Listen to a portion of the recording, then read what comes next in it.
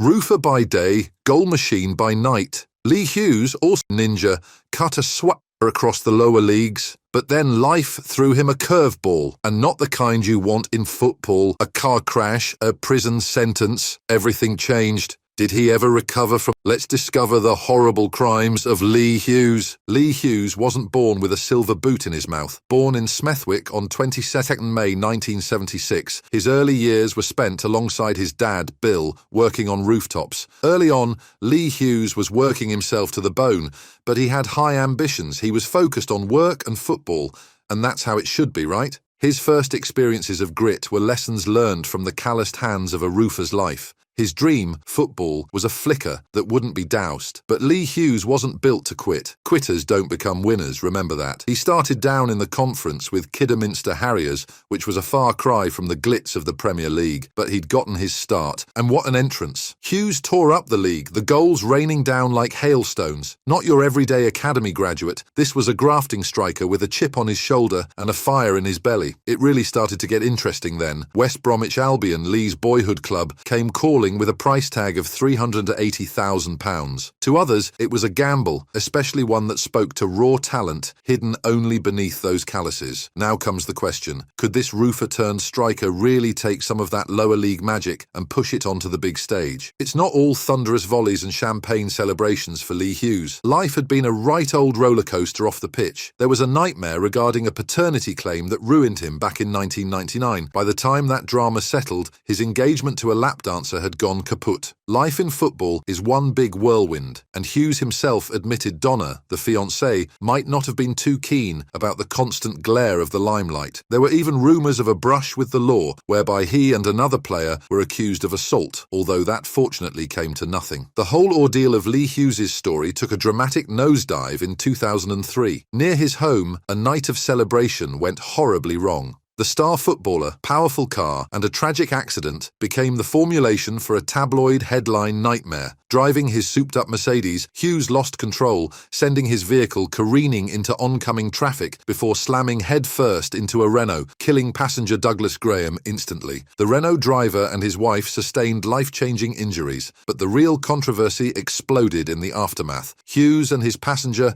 vanished from the scene. A full 36 hours passed before they sauntered into the police station, sparking a media frenzy. Whispers started. Was he trying to avoid a breathalyzer test? The stench of suspicion hung heavy in the air. The trial became a public spectacle, a brutal tug-of-war between accusations and alibis. He said the brakes refused to work, but forensic exams showed this to be a desperate lie. He was portrayed by the prosecution as a reckless hotshot, a madman behind the wheel putting lives at risk just so he could race. The jury gave its verdict, guilty of causing death by dangerous driving, 6 years in prison. Some called it a slap on the wrist, considering the devastation he had caused. The victim's family reacted aghast, feeling that the punishment, which was comparatively trifling, had exaggerated their sorrow. Hughes did part of his punishment and attempted to find redemption by playing for a prison football team and raising funds for charity. Indeed, after his parole, he went on national television for a public apology, which nobody could reconcile. The family was not satisfied and felt that his apology was empty and that his actions were unforgivable. Lee Hughes wasn't an archetypal morality tale. He had inherent talent, a hard-working lad, against-the-odds striker with a fire in his belly. You'd seen the wonder goals on the pitch, the way he could turn a game on a dime. Then you were hit with darkness, choices that overshadowed his talent and opened wounds that would not be healed by apologies or prison sentences. During his prison term, Hughes became the subject of rumours about converting to Islam, which his father was quick to dismiss. The situation turned sinister in 2005 when there were reports that he was placed under suicide watch over marital problems. Brushes with the law and falling out with significant others weren't the only times Hughes's off-field antics landed him in the headlines. In 2011, he was arrested and charged with sexual assault, a dark stain on his already tarnished reputation. Eventually, the charges were dropped, but he was found guilty of a lesser assault offence. Lee Hughes found some sort of stability for a while after his hectic personal life coupled with a football career in the balance. He married air hostess Anna Kuzmanic in 2000, and they built a life together, even having 2 children. Their unfortunate split came in 2008, and and although amicable, was not without challenges. The financial pressure finally caught up, and the company declared bankruptcy in 2018. In respect to all of Hughes's personal struggles and his undoings, let's look at his career for a moment. Lee started his career banging in goals for Kidderminster Harriers. This is not exactly your fancy Premier League academy. Proper non-league grit, where every tackle leaves a stud mark, and the fans were as close to the pitch as the pies. But Lee was a gem. He was banging in goals for fun, and even had an unsuccessful trial at Swansea. Imagine that, the Swans missing out on the Ginger Ninja. Mental, right? He had a call-up to the England C team, which, as we're being honest here, ain't bad for a fella who hadn't even signed on with a professional outfit yet. Then West Bromwich Albion finally saw the light. They charmed the chequebook, a cool 200,000 quid, mind you, and brought Lee in. A couple more incentives, and he banked a jolly 380,000 quid. We still wonder where all that money went. Nevertheless, he became a cult hero with the Baggies fans by scoring screamers and celebrating like a bloke who'd just won the lottery. They nicknamed him the Ginger Ninja, a perfect fit for his fiery red hair and lightning-fast finishing. Awards, trophies, the lot. Lee Hughes was on a roll. He even topped the scoring charts in the First Division one season, with a whopping 30 goals, a right feat considering the quality of players back then. Clubs were circling him like sharks when they smell blood, with transfer rumours flying about thicker than summer flies. He went back to West Brom for a record fee, at the time a £5 million club record, but the Premier League proved a different kettle of fish. Goals dried up faster than a pint of lukewarm lager. The team went down like a sack of spuds. Not all were happy with his contributions among his teammates either. Still, Lee wasn't made of quitting metal. He dropped back down to the First Division, then the Championship with Coventry City. He spent only one season with them, in which he scored 14 goals, before he was again on the move to Crystal Palace. Here he rediscovered his scoring touch, finding the net 20 times in just one season, and reminding everyone why he was such a legend. But then came 2003, and it all went belly up. The outcome was a car crash, with a life tragically lost, and Lee disappeared into thin air. Right old mess that was. When all was said and done, he went in for a few years behind bars. A couple of years down the line, he came out, his reputation tarnished beyond belief. However, the good folk of Oldham Athletic gave him a way to atone for his crimes. Perhaps the hard work and effort had paid off enough, so the team could look beyond his mistakes. He wasn't the young tearaway anymore, but the hunger for goals was still there. He banged them in again, with 16 in his first season back. He went on to a journeyman career, representing several clubs in the lower leagues. Doncaster Rovers, Notts County, and Port Vale spring to mind. He even crossed the magical number of 300 career goals, a proper achievement when you think about the highs and lows he stood up to. He played on well into his 40s, a proper character who would tell you exactly what he thought right down the pub after a game. He even had a brief spell in management with two non-league outfits, Worcester City and Halesowen Town, but it was never really to be. Finally, at the age of 43, he called it a day, a lower league legend whose tale would quite literally have you scratching your head and raising a glass in equal amounts. Lee Hughes, the tale of raw talent, blown chances, and the second chance grasped with both hands. Now that is a story worth telling. What a ride for Lee Hughes. Non-league obscurity, all the way up to Premiership stardom. Tragedy, redemption, this guy has it all. That's one of the lessons here, folks. Talent will take you only so far. Choices have consequences.